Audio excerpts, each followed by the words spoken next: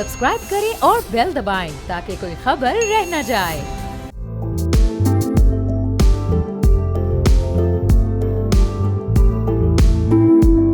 अस्सलाम वालेकुम, मैं और जहांगीर, आप देख रहे हैं प्रोग्राम व्यापार। वर्ल्ड इकोनॉमिक फोरम डेवोस 2026 में पाकिस्तान की भरपूर नुमाइंदगी सरमायाकारी के फरोग और आलमी सतह पर एतमाद साजी की एक जामे तस्वीर पेश करती है। पाकिस्तानी पवेलियन का क़याम महज एक नुमाइशी सरगर्मी नहीं है, बल्कि इससे बहुत बढ़कर है। एक वाज़ेह हिकमत अमली का हिस्सा था जिसका मकसद आलमी इन्वेस्टर्स के साथ पॉलिसी मेकर्स और बिजनेस लीडर्स को पैगाम देना था कि पाकिस्तान माशी इस्तेहकाम के बाद अब तरक्की और सरमायाकारी के अगले मरहले में दाखिल हो रहा है। नायब वज़ीर आज़म और वज़ीर ख़ारजा इसहाक़ डार ने पाकिस्तानी पवेलियन का इफ्तिताह करते हुए इस इक़दाम को पाकिस्तान की माशी सलाहियत के साथ उभरते हुए मौक़े और एंटरप्रेन्योरल स्टार्टअप के मजबूत इकोसिस्टम की नुमाइश का मौसर ज़रिया करार दिया। उन्होंने इस बात पर भी जोर दिया कि नौजवानों की क़यादत में स्टार्टअप्स न सिर्फ रोज़गार पैदा कर रहे हैं बल्कि समाजी और माशी तरक्की में भी अहम किरदार अदा कर रहे हैं। वज़ीर आज़म शहबाज शरीफ की डेवोस में मौजूदगी, आलमी रहनुमाओं से मुलाकातें और डायलॉग पर मबनी इजलासों में शिरकत और सबसे बढ़कर उनकी ज़बरदस्त स्पीच इस बात को ज़ाहिर करती है कि पाकिस्तान आलमी बरादरी के साथ फ़ाल और बामकसद पार्टनरशिप चाहता है। एशिया पाक इन्वेस्टमेंट्स के एग्जीक्यूटिव चेयरमैन समीर चिश्ती ने यह वाज़ेह अल्फाज में इस इवेंट में कहा कि पाकिस्तान में सरमायाकारी न सिर्फ मुनाफा बख्श है बल्कि मुल्क के मुस्तकबिल और माशी तरक्की पर उन्हें मुकम्मल एतमाद है। उन्होंने इस बात को हाईलाइट किया कि पाकिस्तान में टैलेंट और आइडियाज़ की कोई कमी नहीं है और पाकिस्तानी नौजवान टेक्नोलॉजी के मौसर इस्तेमाल की भरपूर सलाहियत रखते हैं। पाकिस्तान में इन्वेस्टमेंट का फ्यूचर ब्राइट है। पाकिस्तान एक ग्रोइंग इकॉनमी है जिसके हर सूबे और हर सेक्टर में इन्वेस्टमेंट और ग्रोथ के मौके हैं। समीर चिश्ती ने इकॉनमी में टेक्नोलॉजी की अहमियत पर भी जोर दिया। उन्होंने कहा कि टेक्नोलॉजी की एडॉप्शन पाकिस्तान की इकॉनमी की ग्रोथ में सबसे अहम किरदार अदा कर रही है। समीर चिश्ती ने प्राइवेट सेक्टर की मईशत में तरक्की के किरदार पर भी अहम गुफ्तगू की और उन्होंने कहा कि हुकूमत भी अब प्राइवेट सेक्टर की अहमियत को समझने लगी है। हमें अभी बहुत कुछ करना है और इसका एक मुस्बत आगाज हो चुका है। टेक्नोलॉजी की दुनिया में अमेरिका और चाइना इस वक्त बहुत आगे निकल चुके हैं, लेकिन दीगर ममालिक को भी लोकल टैलेंट पर भरोसा करने की ज़रूरत है। पाकिस्तान और इसके टेक्नोलॉजी इन्वेस्टर्स दुरुस्त सिमत में आगे बढ़ रहे हैं। टेक्नोलॉजी दुनिया की मईशत का मुस्तकबिल बदलने जा रही है। इसी तरह AKD सिक्योरिटीज़ के CEO फरीद आलम भी उसी सेशन में मौजूद थे। उन्होंने भी पाकिस्तान को सरमायाकारी के लिए साजगार करार दिया। मजमूई तौर पर यह डेवलपमेंट इस बात की निशानदेही करती है कि पाकिस्तान खुद को एक संजीदा और उभरती हुई मईशत के तौर पर दुनिया के सामने पेश कर रहा है, जहां प्राइवेट सेक्टर, हुकूमत और नौजवान मिलकर तरक्की का नया बयानिया दे रहे हैं। अब इसमें प्राइवेट सेक्टर की रिप्रेजेंटेशन एक बहुत ही पॉजिटिव साइन है। स्ट्रेटेजिकली और इकोनॉमिकली पाकिस्तान को ये इवेंट कहाँ लेकर जाएगा, इस पर हम गुफ्तगू करेंगे। डॉक्टर सलमा मलिक साहबा जो डेवोस से इस वक्त हमें ज्वाइन कर रही हैं, मोज़ेज़ पैनलिस्ट हैं इस पूरे इवेंट की, director linkage defence and strategic studies हैं कायद आज़म यूनिवर्सिटी में। बहुत शुक्रिया डॉक्टर सलमा मलिक साहबा। अब ज़ाहिर स्ट्रेटेजिकली जो पाकिस्तान की पोजीशन पिछले 6-8 माह में तब्दील हुई है उसे पूरी दुनिया ने जाना है। अब इस तब्दीली को सामने रखते हुए इकोनॉमिकली पाकिस्तान कितना आगे जा सकता है? पाकिस्तान की इकोनॉमी को जो दरपेश चैलेंजेस थे वो अब आहिस्ता आहिस्ता ख़त्म हो गए। ग्रोथ की तरफ पाकिस्तान का सफ़र कितनी तेज़ी के साथ मुकम्मल होगा? देखिए, 2-3 चीज़ें हैं। कोई भी मुल्क मुकम्मल तौर पर अपने आप को पावरफुल सिर्फ तभी डिक्लेयर कर सकता है जब उसकी सारी जो पोटेंशियल्स हैं, पावर पोटेंशियल्स या पावर टूल्स मुकम्मल तौर पे कवर ना हो। पाकिस्तान ने अपना जो लोहा मनवाया है मई 2025 की जंग में और वो उस प्रोवोकेशन से आई थी। पाकिस्तान ऐसा कुछ नहीं चाहता था कि अमन और जो सुकून है खित्ते का उसको तोड़ा जाए। अब उसकी दूसरी जो बहुत बड़ी इकाई है वो ये है कि पाकिस्तान अपनी इकोनॉमी को स्टेबलाइज करे। इसमें ये कहना भी गलत नहीं होगा कि जो मुख्तलिफ कराची में बड़े बड़े इकनॉमिक सेंटर्स में आर्सन के इवेंट्स हो रहे हैं, उसके पीछे हुकूमत को तहकीक करने की ज़रूरत कि आया ये कराची जो है ये भारत की तरफ से एक इकनॉमिक वॉरफेयर हमारे खिलाफ लॉन्च की जा रही है कुछ और। जहाँ तक वर्ल्ड इकनॉमिक फोरम है तो पाकिस्तान का जो पवेलियन था जो कि पाकिस्तान के एक बहुत बड़ी जो एक इंडस्ट्रियलिस्ट हैं और सिक्योरिटी कंपनीज़ को हेड कर रहे हैं, इकराम सहगल साहब, उन्होंने उनकी जो ग्रुप है पाथफाइंडर्स ग्रुप, उन्होंने ये सारा लॉन्च किया था, जिसमें माशाल्लाह आज सुबह प्राइम मिनिस्टर साहब एक रवायत है और ये 22वीं दफ़ा पाकिस्तानी पवेलियन सजाया गया है कि पाकिस्तान के प्राइम मिनिस्टर तशरीफ लाते हैं और उनके जो साउंड बाइट्स हैं उनको बहुत सीरियसली लिया जाता है। और इस दफ़ा का जो पवेलियन में प्राइम मिनिस्टर की आमद हुई तो उसके साथ डेप्यूटी प्राइम मिनिस्टर थे हमारे फाइनेंस मिनिस्टर भी थे, और जैसे जिन हस्तियों का आपने नाम लिया ये सब भी थे, और एक बहुत बड़ा कंटिंजेंट था जिसमें लोकल, जिसमें पाकिस्तानी डायस्पोरा जो कि अमेरिका से भी आया हुआ था, देन देवर अमेरिकन डेलीगेट्स, देवर यूरोपियन डेलीगेट्स जिन्होंने इस पवेलियन को अटेंड किया। और उन सब का जो एक पिच थी वो ये थी कि माशाल्लाह, और फिर देवर यंग एंटरप्रेन्योर्स जिनका, जिस तरह आपने जिक्र किया, जो अपने स्टार्टअप्स के साथ इस तहरीक में शामिल हुए थे, और उनके स्टार्टअप्स को बहुत जो है एक तरह से जो पॉजिटिव नज़र से देखा गया और बहुत सराहा गया कि वो किस किस्म के स्टार्टअप्स लेके आए हैं। और इन स्टार्टअप्स का जो बेसिक थीम था वो ये था कि जो डिसएडवांटेज लोग हैं उनको इन स्टार्टअप से क्या फ़ायदा हो सकता है।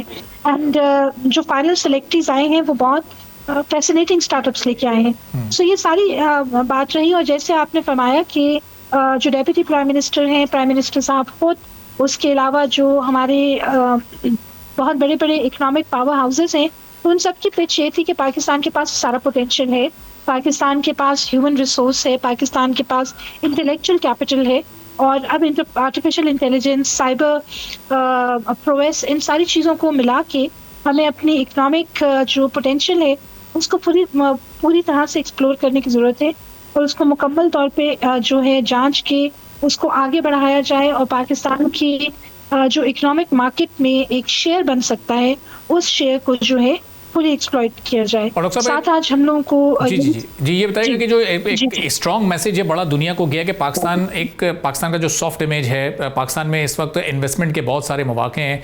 जो पाकिस्तानी पवेलियन में आपने इस वक्त प्राइवेट सेक्टर की रिप्रेजेंटेशन देखी और इसकी परसेंटेज बढ़ती हुई देखी, तो ये कितनी हौसला अफजा बात रही है और दुनिया ने इसको कैसे एक्सेप्ट किया है, कैसे कबूल किया है? जी माशाल्लाह, ऐसी बहुत बात थी। और देखें, बात यह है कि वर्ल्ड इकोनॉमिक फोरम शुरू होने से पहले भारत की तरफ से बहुत चर्चा हुई कि जी पाकिस्तानी बहुत बड़ी तादाद में आए हैं और उन्होंने ये कर दिया और उन्होंने वो कर दिया है।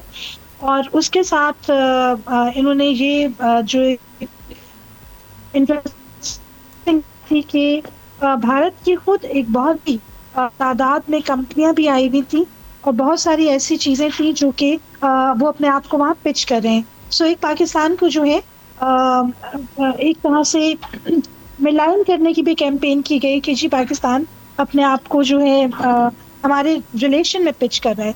ये एक ओपन स्पेस है और इसमें कोई भी आ सकता है। इसी तरह पाकिस्तान आया और पाकिस्तान की तरफ से बहुत सारे जो है प्राइवेट सेक्टर के लोग आए और उन्होंने जो इन्वेस्टमेंट के पोटेंशियल्स हैं, और जिस तरह मैं आपसे कह रही हूँ कि जो ह्यूमन रिसोर्स में जो इन्वेस्टमेंट का है उसके ऊपर बहुत ज़्यादा जो था झुकाव था, और ये भी चीज़ थी कि किस तरह से यंग एंटरप्रेन्योर्स को भी जाए। और इस चीज़ का ये सबूत बहुत अच्छी तरीके से था कि यूरोप के बहुत सारे जो वेंचर कैपिटलिस्ट हैं, अमेरिका से लोग आए हुए थे, यूरोप से आए हुए थे, और इस तरह के सारे लोग नहीं है कि पाकिस्तान किसी मुल्क के खिलाफ कोई यहाँ काम कर रहा है। हर मुल्क अपना पोटेंशियल एक्सप्लोर कर रहा है। It's an open space. But Pakistan की तरह कि it was a very positive environment. पिछले साल तक वर्ल्ड इकोनॉमिक फोरम के पाकिस्तान पवेलियन की पिच ये होती कर रहा है इकोनॉमिक पोटेंशियल के हवाले से, और कितना हमें ग्रिट है, हमें कितनी हिम्मत है अपने इन वादों को और इन बयानियों को आगे बढ़ाने का। तो वो उसको देख के और उन्होंने बहुत सराहा। और ये भी बड़ी फैसिनेटिंग चीज़ है, पाकिस्तान का जो सॉफ्ट इमेज बिल्डिंग है उसको भी बहुत स्ट्रांगली पोर्ट्रेट करेगा, मैनिफेस्ट करेगा। और बहुत सारे लोग जो हैं उस सूफी नाइट को अटेंड करने के लिए बहुत जो है शौकीन है और बहुत उसको दे forward looking forward to it. इस वक्त पाकिस्तान सिर्फ डिफेंस और स्ट्रेटजी में नहीं बल्कि अपनी इकोनॉमी को भी स्ट्रॉन्ग करने के लिए टेक्नोलॉजी को भरपूर इस्तेमाल कर रहा है। गो कि हम दुनिया से इसमें काफ़ी पीछे रह गए। अब इस गैप को कैसे ओवरकम किया जा सकता है, इस पर भी कुछ सेशंस में बात हुई है? जी बिल्कुल। उसके लिए ये है कि हमें एक बहुत मुकम्मल एक्शन प्लान के ज़रिए इस तरह के सारे वेंचर्स को प्रमोट करने की ज़रूरत है। और इस तरह के वेंचर्स में जो है the type of intellectual as well as economic infusion की ज़रूरत है, जो कि इस तरह के टेक्नोलॉजिकल एक्सटेंशंस को आगे प्रमोट करे और बेहतर से बेहतर तरीन करने की कोशिश करे।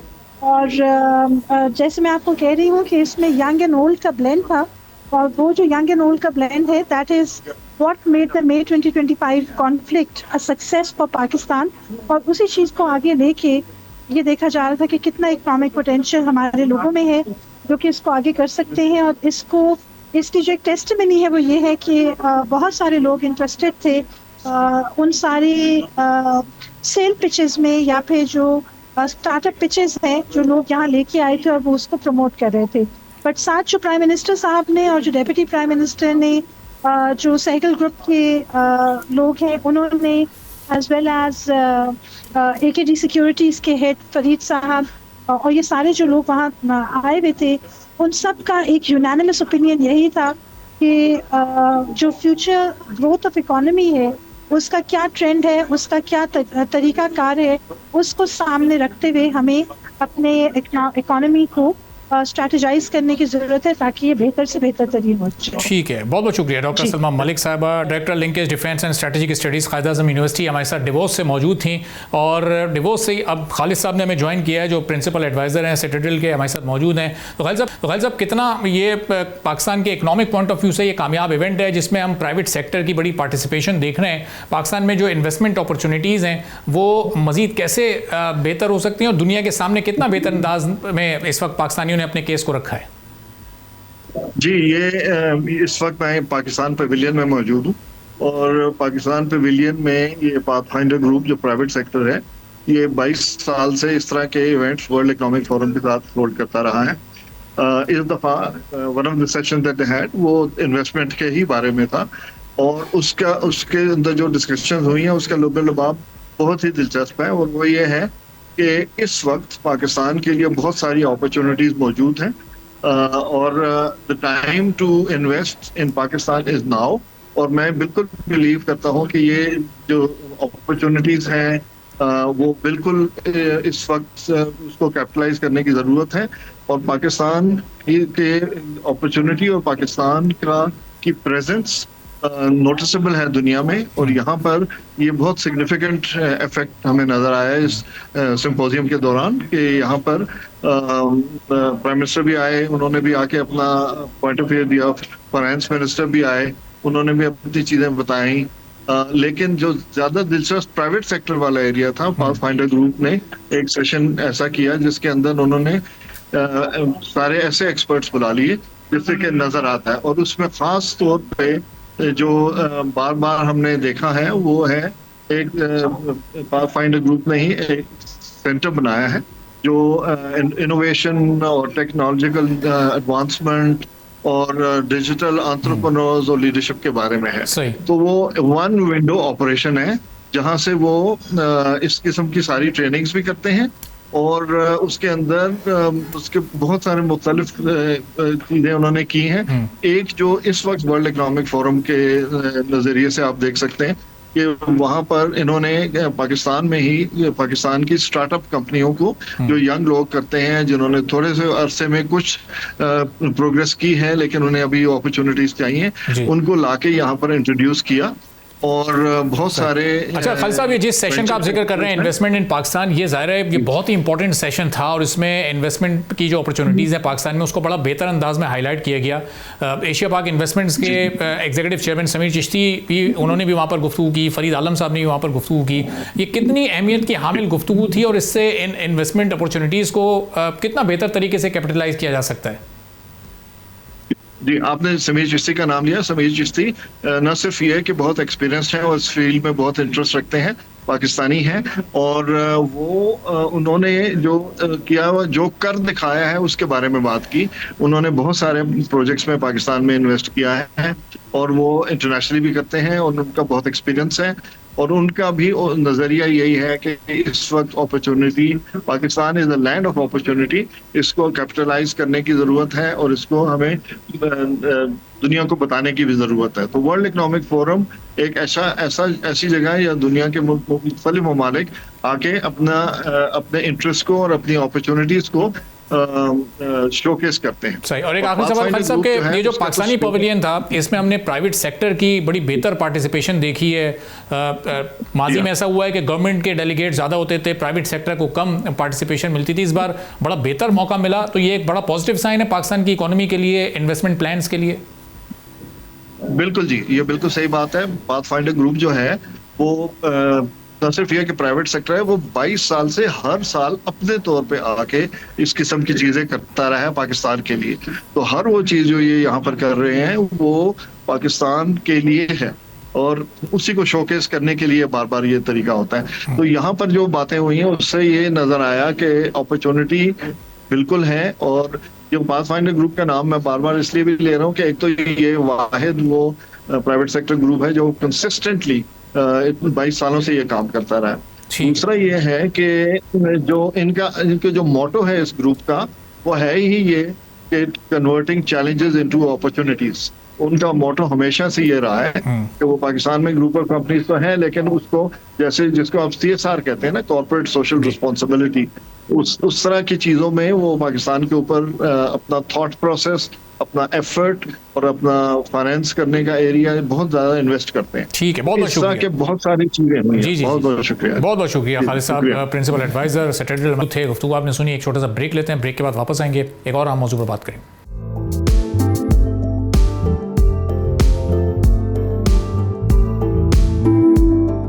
एक बार फिर आपको प्रोग्राम में खुशामदीद कहेंगे। अब वर्ल्ड इकोनॉमिक फोरम में बहुत अहम एक्टिविटीज़ हुई हैं, ख़ासतौर पर जो इन्वेस्टमेंट इन पाकिस्तान के नाम से सेशन हुआ उसकी बड़ी अहमियत थी, जिसमें प्राइवेट सेक्टर को मौका दिया गया कि पाकिस्तान में इन्वेस्टमेंट की अपॉर्चुनिटीज़ को हाईलाइट किया जाए। अब ये इवेंट कितना कामयाब रहा और इससे फ़ॉरेन डायरेक्ट इन्वेस्टमेंट कैसे पाकिस्तान में आ सकती है, इस पर हम गुफ्तगू करेंगे। हारून शरीफ साहब, साबिक वज़ीर सरमायाकारी के हमारे साथ मौजूद हैं। हारून साहब, बहुत शुक्रिया प्रोग्राम के लिए, आपने वक्त निकाला। प्राइम मिनिस्टर शहबाज शरीफ ने भी स्पीच की, इसहाक डार साहब भी वहाँ मौजूद थे।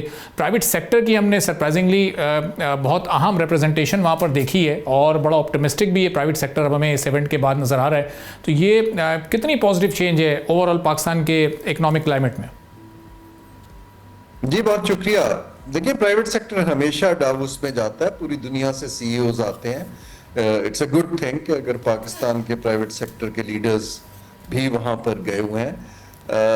देखिए, ये एक चेन है, हमें बड़ा क्लियरली समझना है कि पाकिस्तान में इन्वेस्टमेंट टू GDP रेशो क्यों कम हो रही है। ये जो प्राइम मिनिस्टर जाते हैं, मेहनत करते हैं, प्राइवेट सेक्टर जाता है, डायलॉग्स होते हैं, ये चेन की पहली कड़ी है कि जी आप एक डोर खोलते हैं, लोगों को बताते हैं कि जनाब पाकिस्तान इस वक्त साउथ एशिया में एक इम्पोर्टेंट मुल्क है, आप आइए। हर साल उनको रिमाइंडर दिया जाता है, रिफॉर्म्स बताई जाती हैं, मल्टीलैटरल इदारों के सरबराहान से मिला जाता है। मैंने बहुत दफ़ा अटेंड किया है। So it's a networking event जहाँ पर आप ये करते हैं। इस चेन का दूसरा सिरा ये होता है कि हम घर में अपनी कंपेटिटिवनेस और इन्वेस्टमेंट क्लाइमेट की वीकनेसेस को दुरुस्त करना शुरू करते हैं। अगर जो इन्वेस्टर है ग्लोबल, आजकल इतनी अनसर्टेनिटी है, वो 5 मार्केट्स को देख रहा होता है कि जनाब कैम्बोडिया में क्या हो रहा है, वियतनाम में क्या हो रहा है, टर्की में क्या हो रहा है, पाकिस्तान में क्या हो। तो हमें अपने कंपेटिटिवनेस को सामने रख के वहाँ ये प्रोजेक्ट करने की ज़रूरत है कि ये 5 हमारे विनर सेक्टर हैं, आप इसमें आइए। तो investment climate is the second link in this chain. Third और जो बहुत अहम लिंक है कि जो हमारी वीकनेसेस हैं, बिजली की कॉस्ट ज़्यादा है, कॉस्ट ऑफ डूइंग बिजनेस का इशू है, मैक्रो इकोनॉमिक डॉलर्स पहले हम डिविडेंड वगैरह पे नहीं, उसके हमें बड़े सॉलिड जवाब हमारे पास। सो ये पूरा सिलसिला है जो खाली हुकूमत या सरबराहान ममलिकत के जाने से नहीं हो पाता। सही। तो आनंद साहब, ये प्राइवेट सेक्टर को क्या फैसिलिटेशन हुकूमत से चाहिए होती है? जैसे हमने इस इवेंट में देखा, बड़ी बड़ी कंपनीज इसमें मौजूद थी। एशिया पाक इन्वेस्टमेंट जो पिछले 10-11 साल में $4 अरब पाकिस्तान में इन्वेस्ट कर चुकी है, जॉइंट वेंचर्स किए उसने। अभी इसमें उन्होंने ऐलान भी किया कि मजीद $5 अरब वो इन्वेस्ट करना चाहते हैं। तो इसमें फैसिलिटेशन क्या दरकार होती है प्राइवेट ग्रुप्स को हुकूमत से? कि देखिए, हुकूमत का बड़ा अहम रोल है कि हुकूमत उनको एक ममालिक के साथ कनेक्ट करते हैं, रेगुलेटर्स के साथ, फाइनेंसियर्स के साथ, टॉप CEOs के साथ, जो प्राइवेट सेक्टर कंपनी की एक्सेस आमतौर पे इतनी नहीं होती पाकिस्तान जैसे मुल्क में। हुकूमत का इससे ज्यादा कोई काम नहीं है, ना होना चाहिए। अब प्राइवेट सेक्टर को लीडरशिप लेनी चाहिए कि जनाब ये जॉइंट वेंचर एक खुशाइन बात है, लेकिन हमें ये देखना है कि आया सिर्फ प्राइवेट इक्विटी आ रही है। प्राइवेट इक्विटी का मतलब ये है कि आप एग्जिस्टिंग कंपनियों के शेयर बेच रहे हैं, सो रिप्लेस हो रही है इन्वेस्टमेंट, एडिशनैलिटी नहीं आ रही। आया एक्सपेंशन को फंड किया जा रहा है कि एक प्रोजेक्ट चल रहा है, उसने अपनी कैपेसिटी बढ़ाई है ताकि एक्सपोर्ट बढ़ सके, वो इन्वेस्टमेंट बाब साहब हमें चाहिए। उसके लिए हमें local banking, long term financing भी चाहिए और बाहर का भी चाहिए, ताकि मिलके हम इसको पाकिस्तान के इकोनॉमिक बेस को डिवर्सिफाई कर सकें, मॉडर्नाइज कर सकें, एक्सपैंड कर सकें। मैं बारहा कह चुका हूं कि इस मुल्क के पास अभी भी कोई इंडस्ट्रियल पॉलिसी नहीं है। हमारे पास प्रोजेक्ट फाइनेंसिंग के लिए कोई डेडिकेटेड बैंक नहीं है, एग्रीकल्चर फाइनेंसिंग के लिए डेडिकेटेड बैंक नहीं। अगर आप ये बना देंगे प्राइवेट सेक्टर के साथ मिलके या प्राइवेट सेक्टर को लीड देके, इन्वेस्टर्स के लिए कंफर्ट बढ़नी शुरू हो जाएगी। खाली हुकूमत की भाग दौड़ पे दुनिया बहुत ज्यादा कंपेटिटिव हो चुकी है। इन्वेस्टमेंट अनफॉर्चुनेटली चेज नहीं करती जिस तरह के एक जमाने में जियोपॉलिटिक्स पर या पॉलिटिक्स पर किया करती। तो आनंद साहब, जो हमारे न्यू वेंचर्स या न्यू प्रोजेक्ट्स की तरफ हम जाते हैं अगर, तो जो एग्जिस्टिंग इंडस्ट्री है वो जो क्राइसिस फेस कर रही है उसको कैसे क्राइसिस से निकालेंगे? अगर हम 5 विनर सेक्टर्स पर फोकस करते हैं तो जो दीगर सेक्टर्स हैं फिर उनकी मुश्किलात का क्या होगा? ये पैरेलल कैसे हुकूमत इन सबको लेके चल सकेगी? जी देखिए, मैं अभी कल ही चीन से वापस आया हूँ, तो वहाँ मैंने बहुत कंपनियों से, बैंकों से, हुकूमत से बातचीत करके, क्योंकि चीन पाकिस्तान में इस वक्त सबसे बड़ा इन्वेस्टर है, उनके मसाइल समझने की कोशिश की और उनसे पूछा। देखिए, इस वक्त पाकिस्तान को एज ए मार्केट अभी भी देखा जा रहा है। वो कहते हैं कि आप हमारी एक तो पॉलिसी दें, इंसेंटिव्स को रिवर्स ना करें जैसे हमने सोलर पैनल पे किया, या कुछ और पॉलिसीज रिवर्स कर लेते हैं। दूसरा वो ये कहते हैं कि जी आप हमें रिस्क हमारे कम करें। देखिए, हमारे एक सिक्योरिटी के रिस्क हैं, हमारे जो हैं यहाँ पर फॉरेन करेंसी की मूवमेंट के रिस्क हैं, हमारे डिस्प्यूट रेजोल्यूशन के रिस्क हैं। अब ये चीजें करने के लिए मैं आपके साथ भी और हर जगह बारहा कह चुका हूं कि ये फेडरल गवर्नमेंट का काम नहीं है, ये इंडिपेंडेंट इदारे करते हैं। आप डेलीगेट कीजिए और हर चीज का एनओसी लेने के लिए वजारतों में इन्वेस्टर को ना आना पड़े। एसआईएफसी को करने दीजिए, बोर्ड ऑफ इन्वेस्टमेंट को बंद कर दीजिए, एक शॉप हो। अभी भी हमने लेयर्स रखी हुई हैं। आई थिंक टाइम अच्छा है, डिप्लोमेटिकली पाकिस्तान मैप पे है, लोग देख रहे हैं। बाकी ममालिक में ग्रोथ इतनी तेजी से नहीं बढ़ रही है।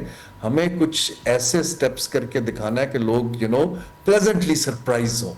बिजनेस एज यूजुअल से मुझे मुश्किल दिखता है। और एक आखिरी सवाल आनंद साहब, ये जो फिस्कल ईयर शुरू हुआ जिसके लिए बड़े बड़े प्लान्स बनाए गए थे उड़ान पाकिस्तान और एक्सपोर्ट डबल करने के लिए, लेकिन उसमें हम ये देख रहे हैं कि ना सिर्फ हमारी एक्सपोर्ट्स का नंबर इन 6 महीनों में कम हुआ जुलाई टू दिसंबर, बल्कि जो फॉरेन डायरेक्ट इन्वेस्टमेंट है उसका भी नंबर एक बहुत वाज़े उसमें एक कमी आई है। तो ये पहले ही साल इतना बड़ा सेटबैक, हमें अगले 4 साल अब हमें किस तरह से ये गैप कवर करके और फिर आगे बढ़ना पड़ेगा? और ये पॉसिबल हो सकेगा, ये जो कमी आई है, कि इस कमी को वापस हम कम से कम उस नंबर पर तो ला सकें जो 2024 के नंबर्स थे? जी, रियल टर्म में इन्फ्लेशन एडजस्टेड कमी और भी ज्यादा है।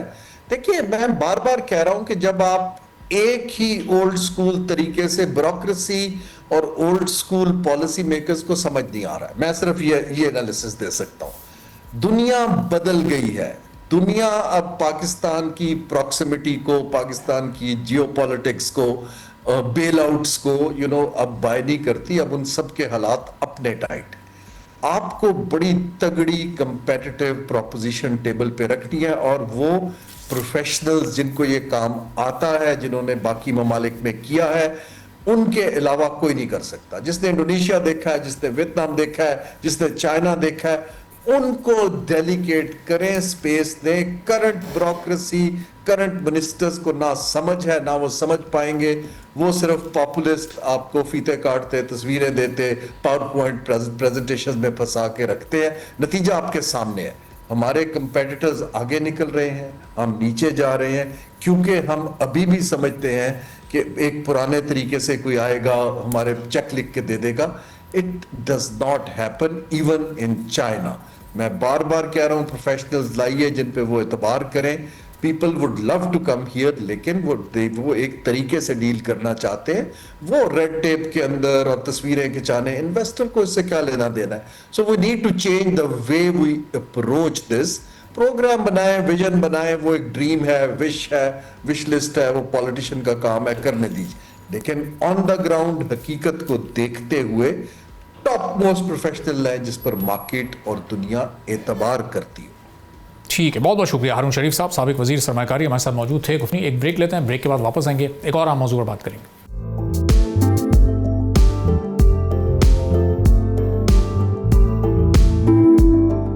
एक बार फिर आपको प्रोग्राम में खुशामदीद कहेंगे। पाकिस्तान में गोल्ड और सिल्वर की प्राइसेस आज वहां पहुंच चुकी हैं जहां पाकिस्तान ने माजी में कभी इन प्राइसेस को इतना ऊपर जाते नहीं देखा। पाकिस्तान की तारीख में पहली बार सोना 5 लाख की सतह को अबूर कर चुका है। आज तकरीबन 13,000 रुपए का इजाफा हुआ है। इसे एक तोला प्राइस में 12,700 के इजाफे से 5 लाख की सतह को इसने क्रॉस किया। और अब जो सिल्वर है वो भी 10,000 पर तोला के बिल्कुल करीब आ चुका है और कुछ ही रुपए की कमी है। 9,900 से ऊपर इस वक्त सिल्वर भी ट्रेड कर रहा है। तो जो तेज़ी पिछले साल ने इन दोनों मेटल्स की कीमतों में देखी थी, वही नए साल के आगाज़ पर उस तेज़ी में मज़ीद इजाफा हुआ है। और अब ये कहाँ तक जाती हैं, जो इस वक्त ओवरऑल हालात बने हुए हैं दुनिया के, वो किस हद तक इस पर असरअंदाज होते हैं। पाकिस्तान में ये कीमत इसलिए बढ़ रही है चूँकि इंटरनेशनली गोल्ड प्राइसेस बहुत ज़्यादा बढ़ रही हैं और कुछ प्रेडिक्शंस ऐसी भी हैं कि इस साल ही $6,000 पर औंस तक का जो फिगर है वो भी क्रॉस हो जाएगा। अब आज ही सोना इस वक्त $4,800 से ऊपर जा चुका है। तो अब ये 5-6 महीने बाद और फिर 1 साल के बाद कहां तक जाएगा, ये मौजूदा ट्रेंड बरकरार रहेगा या कोई स्टेबिलिटी आ सकती है, इस पर हम गुफ्तगू करेंगे। इमरान साहब चेयरमैन है Pakistan James and jewellery traders and exporter association के, हमारे साथ मौजूद हैं। बहुत शुक्रिया इमरान साहब, प्रोग्राम के लिए आपने वक्त निकाला। अब ये एकदम से इतना बड़ा जंप आज एक दिन में, और इससे पहले भी हमने कई बड़े बड़े जंप्स इस साल और पिछले साल देखे हैं, तो ये कहाँ जाती है इस वक्त आप देख रहे हैं प्राइसेस गोल्ड की और सिल्वर की आने वाले दिनों में? जी बिस्मिल्लाहिर्रहमानिर्रहीम। अरबाब, जैसे हम पहले भी बात करते रहे हैं इसी गोल्ड से रिलेटेड, और जैसे मैंने कहा था कि पिछले 2025 में गोल्ड ने पूरे साल में 75% प्राइस जो है वो इंक्रीज किए हैं।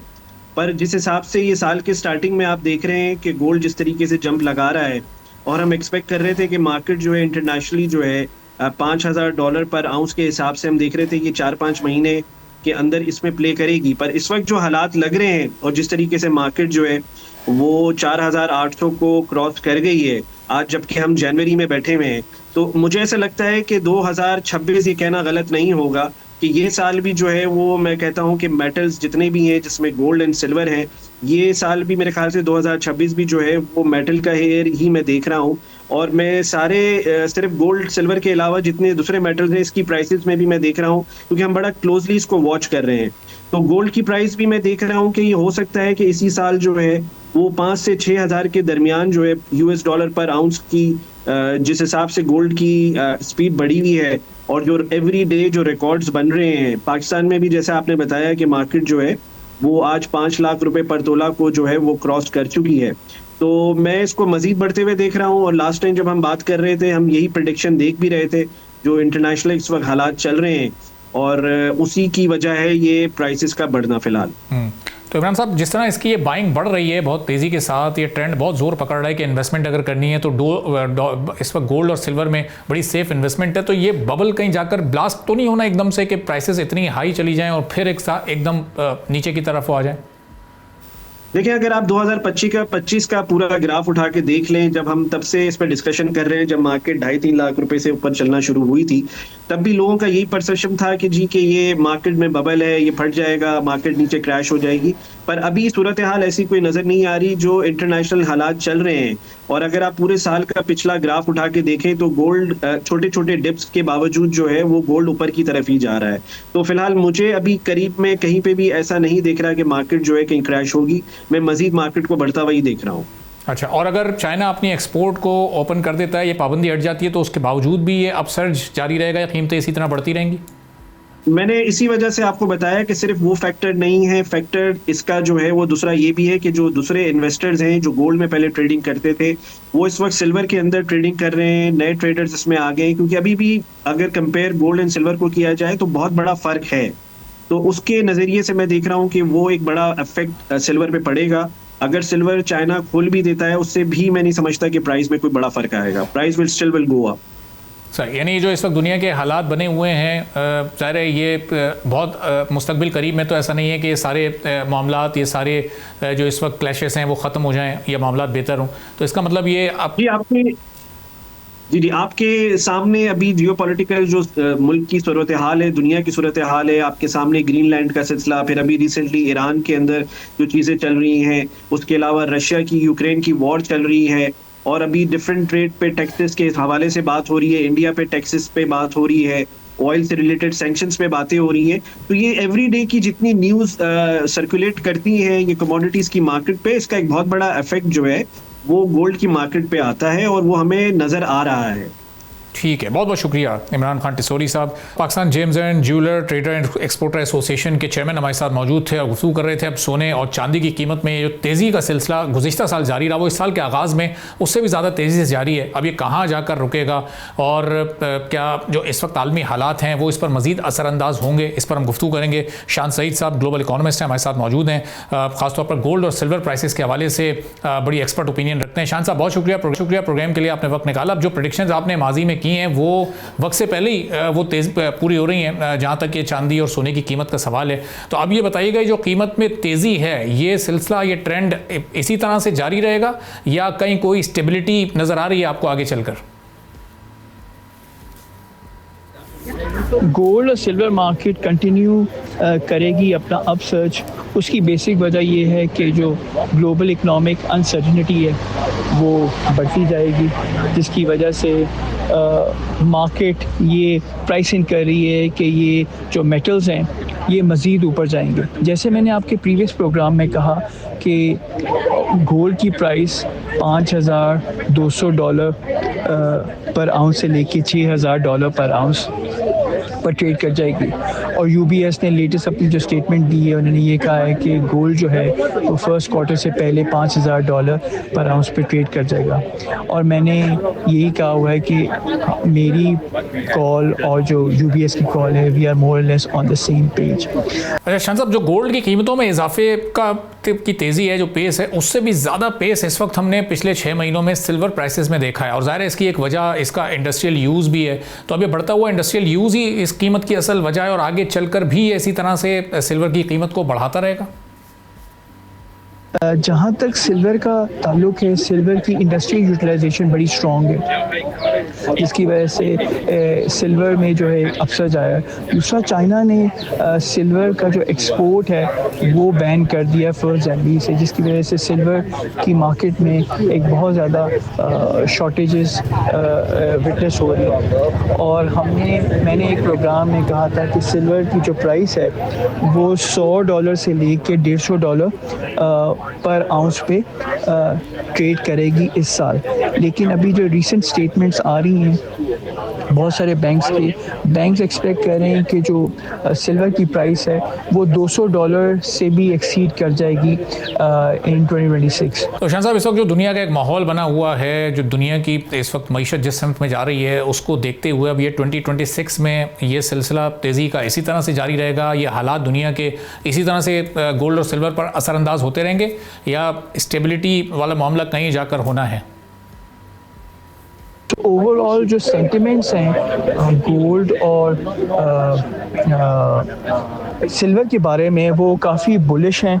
और ये जो हैं ये सेंटिमेंट्स ये इस वजह से हैं क्योंकि डिमांड बढ़ती जा रही है सिल्वर की और गोल्ड की, शॉर्टेजेस विटनेस हो रही हैं, जियोपॉलिटिकल रिस्क है, यूएस डॉलर जो है वो एक डेप्रिसिएशन मोड में है, जिसकी वजह से हम मेटल्स में जो अपसर्ज है ये कंटिन्यू रहेगा। I would not be surprise by 2030 gold की कीमत जो है वो $10,000 पर आउंस टच कर जाएगी। ठीक है, बहुत बहुत शुक्रिया शान सईद साहब ग्लोबल इकोनॉमी में सब मौजूद थे। गुफ्तगू आपने सुनी, ये कीमतें बढ़ने का सिलसिला मुस्तकिल जारी रहेगा और इस पर हम भी आपको आने वाले दिनों में भी अपडेट करते रहेंगे। इसी के साथ आज के प्रोग्राम से इजाज़त दीजिए, अल्लाह हाफ़िज़।